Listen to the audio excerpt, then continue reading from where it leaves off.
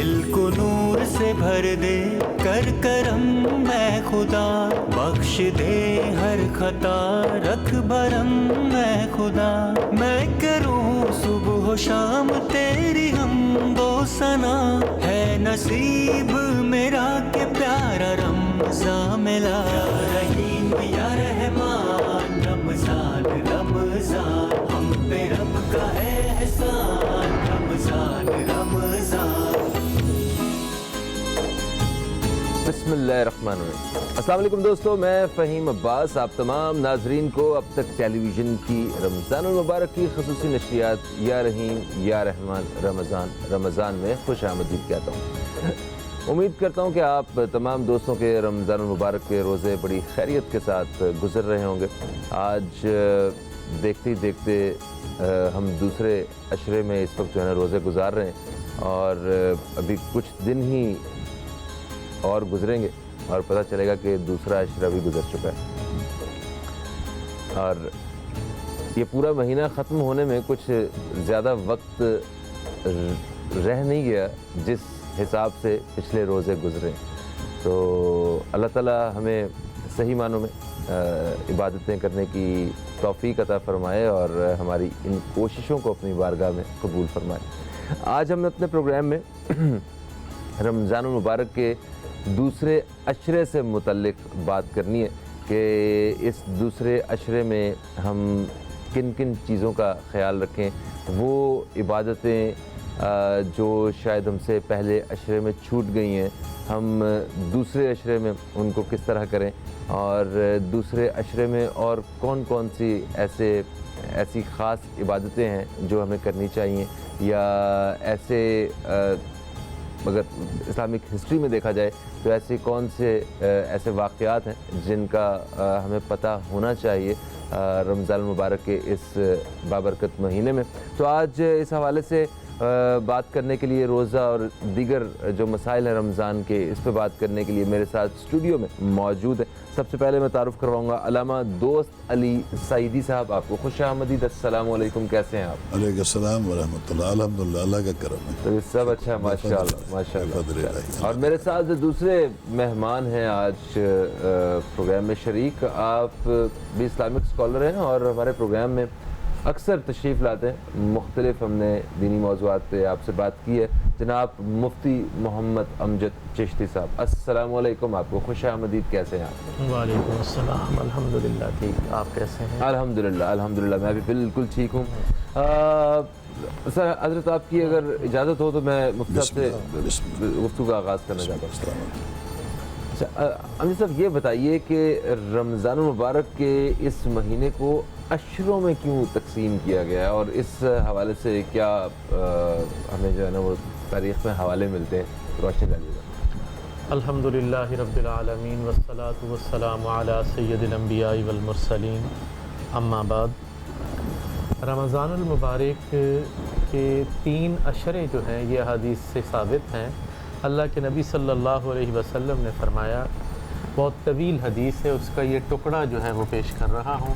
فرمایا اس کا جو پہلا عشرہ ہے اولہ رحمہ، کہ یہ رحمت کا ہے، وَأَوْسَطُهُ مَغْفِرَةٌ، دوسرا جو ہے یہ مغفرت کا ہے، اور تیسرے کے بارے میں بتایا کہ وَآخِرُهُ بَرَاءَةٌ مِّنَ النَّارِ، کہ یہ جہنم سے بری ہونے کا عشرہ ہے۔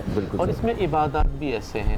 اب دیکھیں کہ جب رمضان المبارک شروع ہوتا ہے تو ہم لوگ آہستہ آہستہ عام دنوں کی روٹین کو چھوڑ کے رمضان المبارک کی طرف آ رہے ہوتے ہیں، عادت ہونا شروع ہو جاتی ہے، اور یہ رحمت کا ہے۔ رحمت جو ہے وہ بغیر تخصیص کے ہوتی ہے، اس میں کوئی خاص نہیں ہوتا کہ صرف خاص پہ رحمت ہونی ہے، رحمت تو بلکہ ہے ہی گناہ گاروں کے لیے۔ تو اللہ تعالیٰ جو ہے ہم جیسے گناہ گاروں پہ رحم فرماتا ہے، اس کی توفیق سے، اس کی رحمت سے ہمیں توفیق ملتی ہے، ہم تھوڑا اور آگے بڑھتے ہیں، تھوڑی عادت ہو جاتی ہے۔ اب جو ہے مرحلہ آتا ہے اگلے 10 دن جو شروع ہوتے ہیں، دوسرا عشرہ، کہ اب گزشتہ گناہوں کو معاف کر دیا جائے، اب محنت شروع ہو گئی ہے، اب بندہ میری طرف آنا شروع ہو گیا ہے، تو اب اس کی مغفرت کر دی جائے۔ شروع میں ہمیں جو حدیث سے سبق ملتا ہے وہ یہ ہے کہ ہم یا حی یا قیوم کا ورد کریں، کلمہ طیبہ کا ورد کریں، لیکن جب دوسرا عشرہ شروع ہوتا ہے تو ساتھ ہی استغفار کی کثرت ہے کہ اب آپ جو ہے استغفر اللہ ربی من کل ذنب واتوب الیہ یہ پڑھیں، رب اغفر وارحم وانت خیر الراحمین یہ پڑھیں، اللہ تعالیٰ سے اس کی مغفرت طلب کریں، گناہوں سے آپ کلیئر ہو جائیں۔ اور پھر جب گناہوں سے کلیئر ہو جاؤ گے تیسرے عشرے میں پہنچو گے تو تیسرے عشرے میں تو ایک بہت بڑی عبادت اعتکاف کی بھی ہے، اور جس کا معنی ہی جم کے بیٹھ جانا ہے۔ اور ہم تو یہ کہتے ہیں کہ ایسی عبادت ہے کہ یا اللہ تیرے در پہ آ کے بیٹھ گئے، اب ہم نے اٹھنا نہیں جب تک تو نے ہمیں بخش نہ دیا۔ بالکل ایسے آپ دنیاوی معاملات سے قطع تعلق ہو کے جو ہے نا صرف اللہ تعالیٰ کے ساتھ جو ہے رابطہ ایک لگاتے ہیں، وہ اعزاز کی بات۔ تو وہ فہیم بھائی آخری عشرہ جو ہے وہ جہنم سے نجات کا عشرہ ہے، اس کے لیے یہ دو عشرے جو ہیں اس میں ہم نے اپنے آپ کو پریپیئر کرنا ہے، اپنے آپ کو تیار کرنا ہے۔ یہ اصل میں آخری جو آخر جو ہے نا اس کا کہتے ہیں نا خاتمے کا ہی اصل ہوتا ہے، تو اس لیے اس کی تیاری ہم نے کرنی ہے پہلے عشرے میں، دوسرے عشرے میں۔ اچھا اس کے علاوہ ان عشروں کے اندر اگر دیکھا جائے تو بہت سے تاریخی واقعات بھی ہیں، جیسے دوسرا عشرہ ہے اس کے اندر آپ دیکھیں تو اس کی ابتدا جو ہوتی ہے وہ بی بی خدیجۃ الکبریٰ رضی اللہ تعالی عنہ کی وفات سے ہو رہی ہے، اور وہ ایسی ہستی ہے کہ اللہ کے نبی صلی اللہ علیہ وسلم پر اللہ نے احسان کیا، اللہ تعالیٰ نے اس کا احسان جتلایا۔ سورہ والضحیٰ کی اگر ہم تفسیر دیکھیں تو اس کے اندر یہ اللہ پاک نے احسان کیا کہ ہم نے آپ کو خدیجہ عطا کی۔ تو آپ اندازہ کریں کہ ان کا کیا مقام و مرتبہ ہوگا، وہ کتنی خوبیوں والی ہوں گی کہ اللہ پاک نے اپنے حبیب پہ احسان کر ڈالا۔ ٹھیک ہے، پھر آپ دیکھیں اسی کے اندر آگے چل کے پہلی جنگ جو کفر اور اسلام کے درمیان لڑی گئی جنگ بدر وہ ہے، اور جنگ بدر کا بھی ایک بہت وسیع اس کے اندر جو ہے وہ نظام پیش کیا گیا، وہ بھی رمضان المبارک میں ہوئی، اس کا بھی ہے۔ پھر جناب حیدر کرار شیر جرار اشجع الناس حضرت علی ابن ابی طالب رضی اللہ تعالی عنہ جو ہیں ان کا زخمی ہونا بھی اسی عشرے میں شامل ہے۔ اور اس کے علاوہ اس سے ہٹ کے بیسیوں ایسے واقعات ہیں کہ اگر میں اس پہ روشنی ڈالنا شروع کروں، اس پہ بات کرنا شروع کروں تو ہمارے پاس اتنا وقت نہیں کہ ہم اس پہ وہ بات کر سکیں۔ بالکل ایسا ہے۔ ابھی آگے بڑھتے ہیں جناب علامہ دوست علی سعیدی صاحب کی جانب۔ علامہ صاحب جس طرح ان عشروں کے حوالے سے حضرت نے بیان کیا ہے، میں چاہتا ہوں آپ بھی اس بارے میں جو آپ کی رہنمائی ہے وہ پیش کریں، اور اس کے ساتھ ساتھ خاص طور پہ جو دوسرے عشرے میں واقعات ہیں تاریخ اسلام میں ان پر روشنی ڈالیں۔ بسم اللہ الرحمن الرحیم۔ پہلے تو ہمیں اللہ وحدہ لا یزل کا شکر ادا کرنا چاہیے کہ اللہ نے ہماری زندگی کی ساعات کو بڑھا دیا، اور وہ مہینہ ہماری زندگی میں آیا جس کی نسبت اس نے اپنی پاک ذات کی طرف دی۔ سبحان اللہ، ایک بڑا کرم ہے جی ہاں کہ اللہ نے ہمارے زندگی کی ساعتیں، گھڑیاں، وہ ایام ہمیں میسر فرمائے جس میں اس مہینے کو اپنی پاک ذات کی طرف نسبت دی کہ یہ شہر اللہ ہے، یہ اللہ کا مہینہ، وہ ہمیں میسر ہوا اور ہم مہمان خدا ٹھہرے۔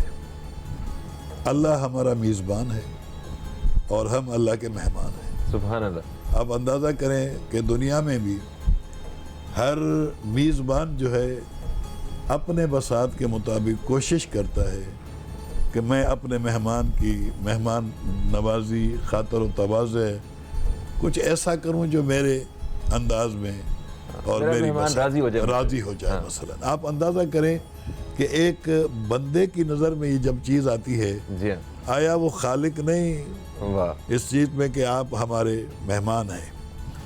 اور یہ مہینہ جس کو اللہ نے ھذا شہر عظمتہ وکرمتہ وشرفتہ وفضلتہ، اس ماہ مبارک کو خدا نے عظمت بخشی، شرافت بخشی، کرامت بخشی، فضیلت بخشی، اور وہ مہینہ جس میں ہمارے اوپر روزے واجب کیے گئے۔ تو یہ مہینہ جو ہے اللہ نے لطف کیا ہے بندوں کے اوپر، اور روایات میں ہے کہ اگر کوئی بندہ اس مہینے میں بخشا نہیں جاتا تو پھر ان کو زندگی میں کوئی اور اس جیسے ایام، اس جیسی راتیں، اس جیسی گھڑیاں ملنا مشکل ہے۔ واہ، یہ خدا کا کرم ہے. اور یہ وہ مہینہ ہے جو بہار قرآن بھی ہے، جس میں قرآن نازل ہوا. بے شک بے شک. تو اب عشر ثانیہ ہے. اس عشر ثانیہ میں جیسے قبلہ نے فرمایا کہ پہلا عشرہ جو ہے وہ رحمت کا، کہ اللہ کی رحمت نازل ہوئی ہمارے اوپر، سب کے اوپر عموم ہے، یعنی پوری کائنات میں. وہ ویسے ہی رحمان اور رحیم ہے. اور اللہ نے رحمت کی اپنے بندوں پہ، اور موقع دیا کہ اپنے گناہوں کی جو ہے وہ توبہ کریں، استغفار کریں، اور ان کو دروازہ کھول کے دیا جس میں جنت کا دروازے کھلے ہوئے ہیں، جہنم کے دروازے بند ہیں. جو ہدایت کرنے والے ہیں وہ ہادی ہدایت کر رہے ہیں، اور جو بہکانے والا ہے ان کو جکڑ کے باندھ دیا ہے. ایسا ہی یہ لطف خدا ہے. یعنی اپنے گنہگار بندوں کے اوپر یہ اللہ کا لطف ہے کہ جو بہکانے والا شیطان، اس کو خداوند عالم نے جکڑ لیا ہے کہ آپ جہنم میں رہو، آپ بندے رہو. تو ماہ مبارک رمضان کے فضائل تو بے فضل الہی جو بندے کے اوپر خدا نے لطف کیا ہے. تو آپ دیکھیں کہ جس میں سونا بھی عبادت ہے. سبحان اللہ. ایک بندہ جب روزہ رکھتا ہے تو آپ دیکھیں جب سو جاتا ہے تو اللہ نے اس سونے کو بھی عبادت قرار دیا. بالکل صحیح ہے. یہ سانس جو لے رہا ہے اس کو تسبیح قرار دیا. واہ. پورا دن بندہ جو ہے وہ منہ بند رہتا ہے، اس میں وہ بو آتی ہے. مثلا میں کہوں تو اللہ اور اللہ کا حبیب کہتا ہے کہ یہ بو مشک و عنبر سے بھی زیادہ ہے، جو ہے وہ معطر ہے. یعنی تو یہ اللہ کا کرم ہے ہمارے اوپر کہ خداوند عالم نے ہم اپنے گناہوں کی بخشش کے لیے، اللہ نے ہمارے لیے یہ ایک راستہ باز کی. تو جناب دوسرے عشرے میں ایک تو بی بی خدیجہ رضی اللہ تعالیٰ عنہ کے حوالے سے پلیز بیان فرمائیے. بسم اللہ الرحمن الرحیم. دیکھیں ماہ مبارک رمضان، اس میں عبادات کا ایک پہلو ہے اور ایک پہلو شخصیات کا ہے. اور شخصیات بھی وہ جن کو جو محسن ہیں اسلام کے، اور جس بی بی کا آپ نے نام لیا جناب خدیجہ سلام اللہ علیہ، وہ محسن اسلام ہیں. عرب میں ان کو ملکہ عرب کے نام سے معروف تھی. ملکہ عرب. ان کے ہاں غلام اور کنیزیں 4000 تک تھی، 400 تک. 400 تک غلام اور کنیزیں جو یتیم غریب مسافروں کو کھلانے کا کام کرتے. سبحان اللہ سبحان اللہ. ایک بڑا مکے میں گھر تھا جس کو کہا جاتا دار الایتام. یہ یتیموں کا گھر ہے. اچھا. جس میں بی بی کی طرف سے یہ سب کو کھانا ملتا تھا. سبحان اللہ. اور اس ملکہ عرب نے جو ہے وہ 40 سال تک شادی نہیں کی، کیونکہ اپنا کوئی کفو نہیں سمجھ رہی تھی کہ کس سے شادی کرے. عرب کے امیر تو تھے لیکن وہ بی بی کے مقروض تھے. بی بی اتنی بڑی تاجرہ تھی. ہاں وہ اتنی مالدار تھی. یہ بھی سنا ہے کہ اونٹوں کی قطار اتنی لمبی ہوا کرتی تھی کہ مثال نہیں ملتی اس کی. جی بالکل. تو اس میں وہ بی بی، اب اس کا کہاں تک ذکر کیا جائے کہ میں سمجھتا ہوں کہ ابتدائی ایک ذکر کرنا چاہتا ہوں کہ جناب خدیجہ کی جناب محمد مصطفیٰ صلی اللہ علیہ وسلم سے شادی کا سبب کیا بنا کہ جس نے 40 سال تک شادی نہیں کی. ملکہ عرب تھی، مالدار تھی، غنی تھی. اور تو ایک تجارتی ان کا جو سفر تھا اس میں جناب محمد مصطفیٰ گئے جن کو سرپرستی دی گئی. اور کچھ بچے بڑے بڑے گھروں میں پالتو بچے ہوتے ہیں جو اندر تک جاتے ہیں. تو ایک بچہ جو تھا جناب خدیجہ کا پالتو تھا اپنا، جو بی بی کے پاس اندر بھی جاتا تھا اور باہر کے امور کو دیکھ کے بی بی کو بتاتا تھا. بی بی یعنی اس زمانے میں بہت پردے دار، اور جن چیزوں کو ہم اسلامی کہتے ہیں ان کے اوپر پابند. تو جب یہ سفر میں محمد مصطفیٰ گئے، رسالت کا اعلان تو تھا نہیں. سفر پہ جب گئے تو جب واپس آئے تو اس نے آ کے بی بی کو اندر پورے سفر کا حال بتایا کہ بی بی جب محمد ہمارے ساتھ چلے اور ہم نے سفر شروع کیا تو جیسے ہی عرب کی دھوپ، اور محمد جب چلے تو بادلوں نے آگے سایہ کیا.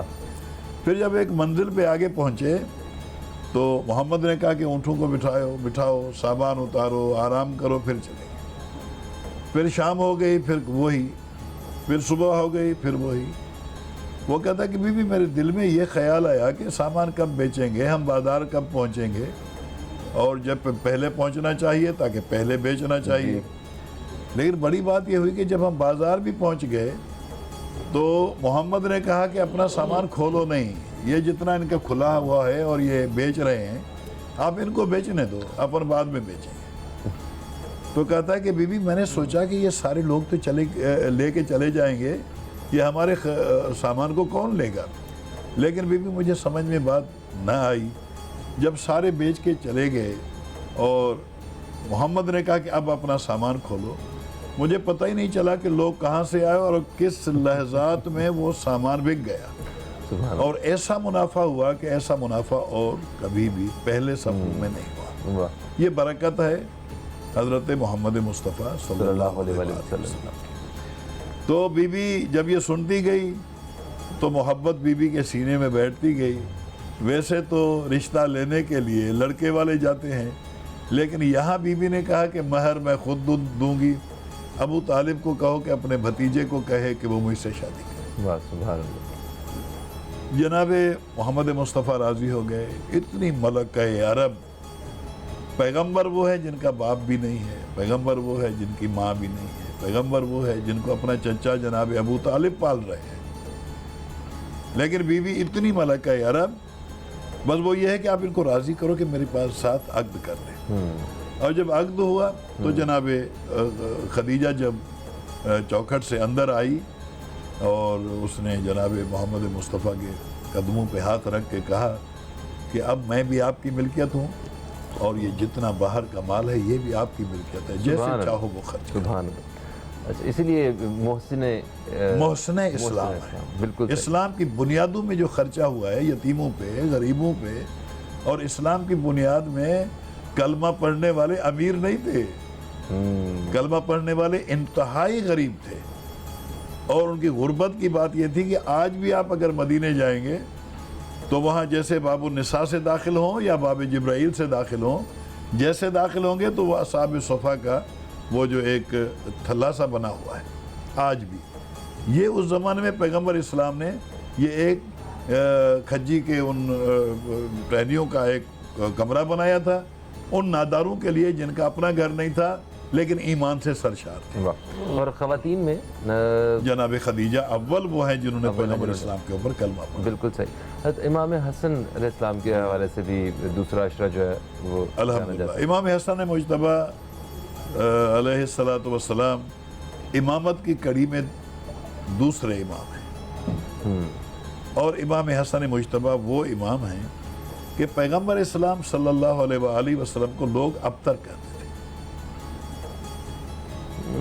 दुश्मनाने इस्लाम, वो जब इस्लाम का शजर परवान चढ़ा और जब लोग ईमान ला रहे थे और कलमा पढ़ रहे थे तो दुश्मन तो जल रहे थे।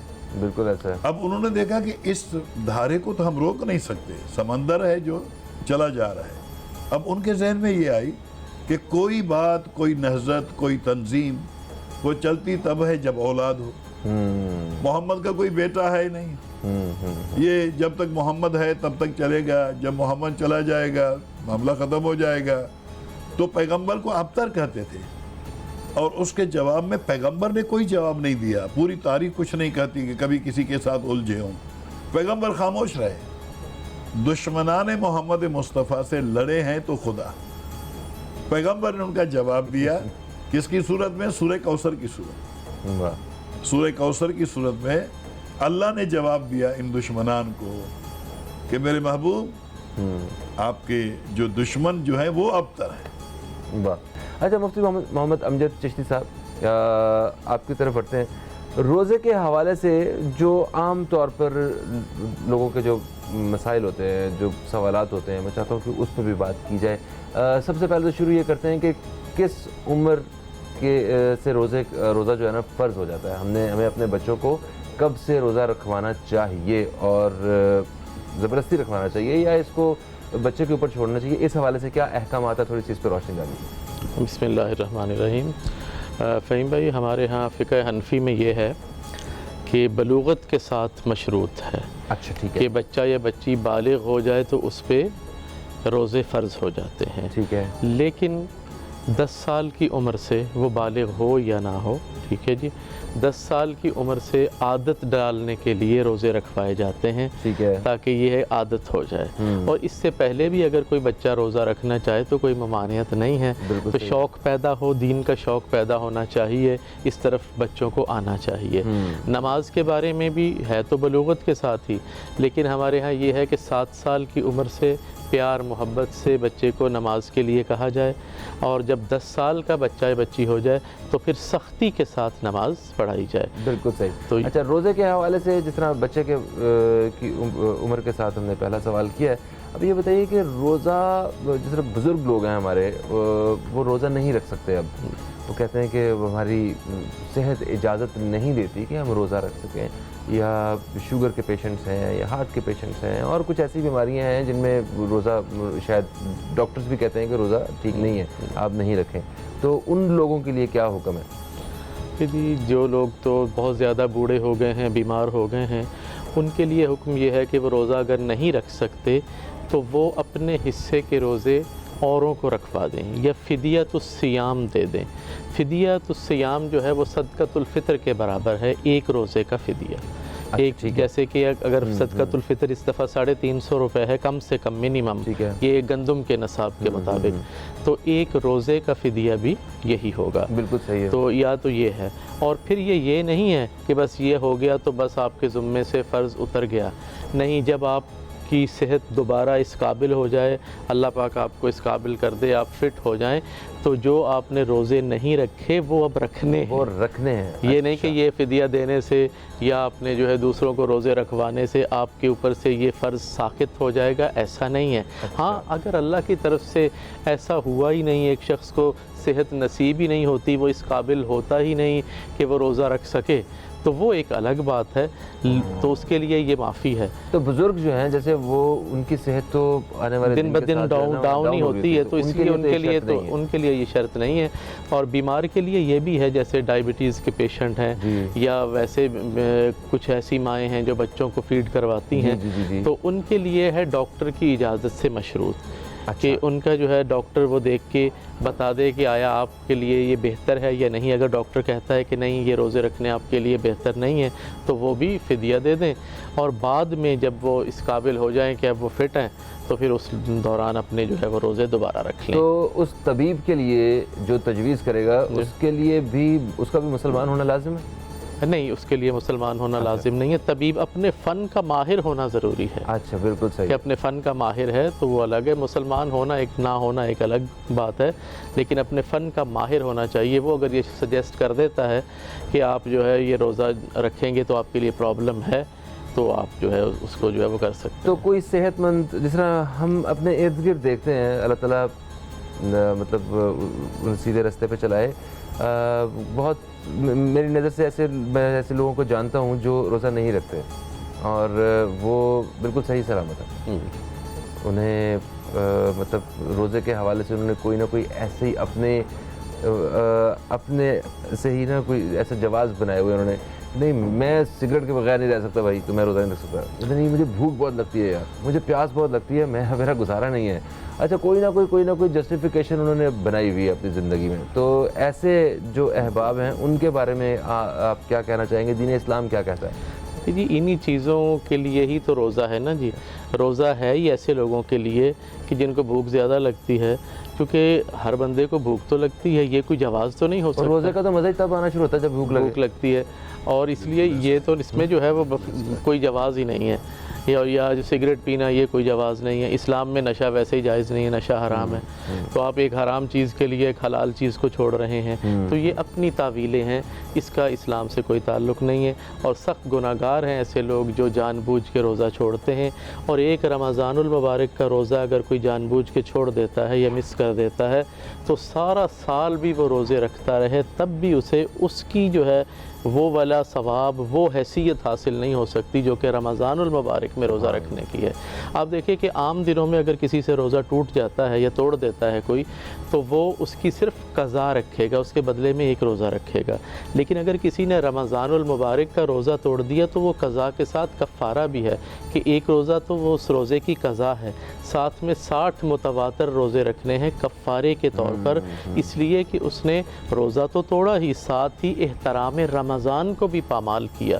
تو رمضان المبارک کا احترام پامال کرنے کی سزا یہ ہے کہ کفارے کے طور پہ متواتر 60 روزے رکھے، یا پھر جو ہے وہ 60 مسکینوں کو 2 وقت کا کھانا کھلایا جائے۔ اچھا، اگر کسی گھر میں، کسی فیملی میں کوئی خاتون جو ہیں جو پروگرام دیکھ رہی ہیں، کوئی صاحب دیکھ رہے ہیں، اگر وہ ان کا لائف پارٹنر جو ہے اگر وہ روزہ نہیں رکھتا ہے، ٹھیک ہے، تو کیا باقی، یا ایک گھر میں کوئی ایک بیٹا ہے وہ روزہ نہیں رکھتا یا بیٹی ہے وہ روزہ نہیں رکھتی، تو کیا باقی گھر والوں کی بھی کوئی ذمہ داریاں ہیں اس حوالے سے؟ بالکل ہے جی، والدین کا کام ہی تربیت کرنا، ان کو کہنا ہے، والدین کو چاہیے، بڑوں کو چاہیے کہ ان کو گائیڈ کریں، اس طرف لے کے آئیں کہ آپ روزہ کیوں نہیں رکھتے، آپ روزہ رکھیں، ان کو ڈرائیں بھی اللہ کے عذاب سے، اور ساتھ خوشخبریاں بھی سنائیں، انہیں بتائیں بھی کہ آپ روزہ رکھیں گے تو آپ کو یہ انعامات ملیں گے، اور اگر آپ چھوڑیں گے تو اللہ کی ناراضی کا سبب ہے، تو اس لیے یہ بڑوں پر یہ لازمی ہے۔ اسی طرح ایک بیوی کو بھی جو ہے وہ یہ نہیں صرف شوہر کا کام ہے کہ وہ بیوی کو کہے کہ تم نماز پڑھو، تم روزہ رکھو، بیوی کا بھی یہ کام ہے کہ وہ شوہر سے کہے کہ آپ کیوں نہیں نماز پڑھتے، آپ بھی نماز پڑھ لیجیے، آپ روزہ کیوں نہیں رکھتے، آپ ماشاءاللہ سے صحیح ہیں، آپ روزہ رکھا کریں۔ تو یہ بیوی سے بھی پوچھا جائے گا۔ اللہ تبارک و تعالی حشر والے دن بیوی سے بھی باز پرس کریں گے کہ آپ نے اپنے شوہر کو اس طرف دین کی طرف کیوں نہیں لے کے آئیں۔ جہاں شوہر سے پوچھا جائے گا یا والدین سے پوچھا جائے گا، وہیں پر بیوی سے بھی پوچھا جائے گا کہ آپ نے ان کو کیوں نہیں کہا، آپ کی بھی ذمہ داری تھی۔ صحیح۔ اب آخری سوال اسی حوالے سے وہ یہ ہے کہ سفر کے دوران روزہ رکھنا چاہیے؟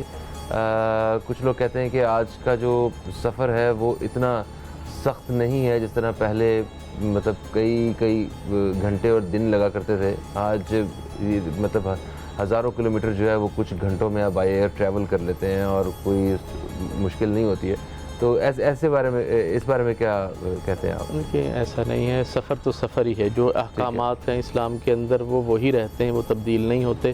اگر ہم کہہ دیں کہ جی پہلے تو اس طرح کی مساجد میں بھی سہولتیں نہیں تھیں تو اب ایک کی بجائے 2 نمازیں پڑھ لیں، تو ایسا تو نہیں ہے۔ تو سفر کے اندر جو ہے روزہ اگر چھوڑ دیتے ہیں تو اس کی قضا بعد میں رکھ لیں، کوئی حرج نہیں، جائز ہے۔ لیکن اگر کوئی سفر کے اندر بھی رکھ لیتا ہے، اس میں اتنی قوت ہے، تو یہ ثواب کا کام ہے، بہت اچھی بات ہے۔ کہتے ہیں کہ یہ افضل ہے، اعلیٰ کام ہے، مستحب ہے، تو اس لیے انہیں رکھنا چاہیے۔ شارٹلی، کیونکہ میں نے آپ سے پوچھنا کچھ اور ہے، مگر اس موقع پہ فقہ جعفریہ کے مطابق کیا رہنمائی؟ وہ یہ ہے کہ قرآن پاک میں ہے کہ روزہ جو ہے نا وہ مریضن او علی سفرن، کہ مریض کے اوپر بھی روزہ نہیں ہے، مسافر کے اوپر بھی روزہ نہیں ہے۔ اگر کوئی وجداناً بیمار ہے تو اپنے ایک روزے کی ایک مد دے دے، یعنی ایک بندے کو کھانا کھلا دے۔ صحیح۔ اور اگر سفر میں ہے تو روزے کا قلم ہی نہیں ہے، اچھا، پھر ہے ہی نہیں، قلم ہی نہیں، ٹھیک، یعنی وہ کہ بعد میں رکھیں گے آپ۔ مطلب آپ کا کہنے کا مطلب ہے کہ اگر آپ سفر میں ہیں تو آپ کو چھوٹ ہے، تو آپ کو کوئی ضرورت نہیں ہے رکھنے کی، اور نہیں رکھیں گے آپ، بالکل نہیں۔ ٹھیک ہے، اوکے۔ آتے آخری 2-2.5 منٹ ہے پروگرام کی، جو ہمارے ڈیوریشن ہے وہ بھی اپنے اینڈ پہ آئی ہوئی ہے۔ سر، رمضان کا مہینہ جہاں برکتوں کا مہینہ ہے، وہاں حضرت علی علیہ السلام کی شہادت کا مہینہ بھی ہے، اور آج ہم دوسرے عشرے میں ہیں، دوسرے عشرے میں ان کو ضرب بھی لگی تھی۔ مختصراً بس اصل میں عرض کروں کہ آج بھی اگر دنیا میں کہیں بھی نمازیوں کے اوپر کوئی دھماکہ ہوتا ہے، ان کو مارا جاتا ہے، کہتے ہیں دہشت گردی ہے۔ کئی مجالس کے اوپر کوئی ذکر امام حسین ہو، ذکر خدا ہو، وہاں مارا جاتا ہے تو کہتے ہیں یہ دہشت گردی ہے۔ اسلام میں یہ مولا علی علیہ السلام کو محراب مسجد میں سجدے کی حالت میں یہ ملاؤن نے جو ضربت لگائی، یہ اسلام کے پلیٹ فارم پہ پہلی دہشت گردی ہے۔ اللہ۔ اور وہ عبد الرحمن نامی ایک مسلم کے حوالے سے ہے کہ وہ تھا تو مسلم، لیکن اس نے مولا کائنات مولا علی ابن ابی طالب کو محراب مسجد میں اور سجدے کی حالت میں یہ ضربت لگائی۔ بڑا سانحہ ہے، اور میں سمجھتا ہوں کہ جتنا اس کے اوپر افسوس کیا جائے اور ریسرچ کی جائے، سوچا جائے، میں سمجھتا ہوں ہر مسلمان کے اوپر واجب ہے۔ اللہ تعالیٰ ہم سب کو رسول پاک صلی اللہ علیہ وآلہ وسلم کے بتائے ہوئے طریقوں کے مطابق اور آل رسول کے جو طریقے تھے ان کے مطابق عبادات کرنے کا ہمیں موقع دے، توفیق دے۔ آپ مہمانوں کا بے حد شکریہ، آپ تشریف لائے۔ دوستو ہمارے آج کی نشریات کا وقت جو ہے وہ اپنے اختتام کی طرف آ گیا ہے۔ مجھے اور اس نشریات کی جو ٹیم ہے ان سب کو دیں اجازت، آپ سے انشاءاللہ پھر ملاقات ہوگی۔ تب تک کے لیے خدا حافظ۔ پاکستان زندہ باد۔ کا احسان رمضان رمضان